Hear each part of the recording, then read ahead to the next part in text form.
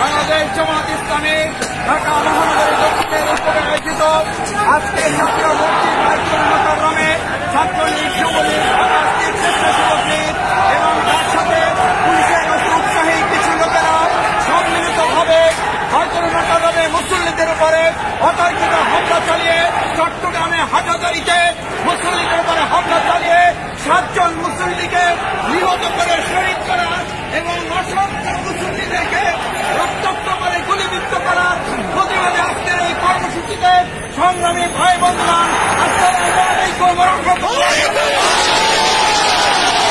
সংগ্রামী ভাই এবং বন্ধুগণ, আজকের এই পরিস্থিতি বাংলাদেশকে স্পষ্ট করে দিচ্ছে এই সরকার মুসল্লিদেরকে শত্রুদের টার্গেট করেছে।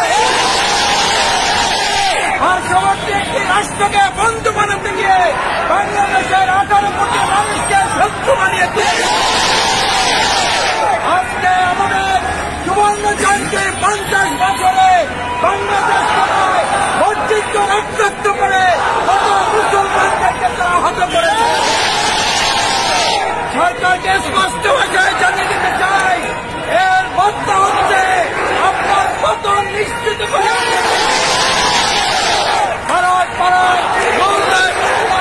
রাস্তার মনে মনে আপনি ব্যারিকেড করে তুলুন।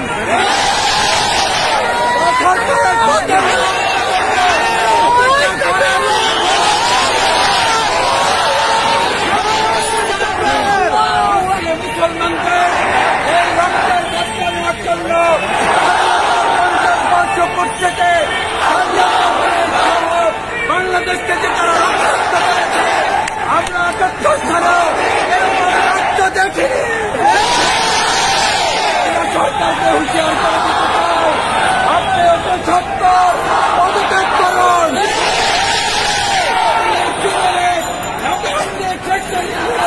সন্ত্রাসীরা যারা বন্দুক চালিয়েছে, পুলিশের অফিসার সদস্যরা যারা গুলি চালিয়েছে, তাদের চিহ্নিত করে বিচারে আগামী দিনে সরকার পতনের সমস্ত আন্দোলন সংগ্রামে আপনাদের উদাত্ত আহ্বান চালিয়ে এদিকে ঘোষণা করছে।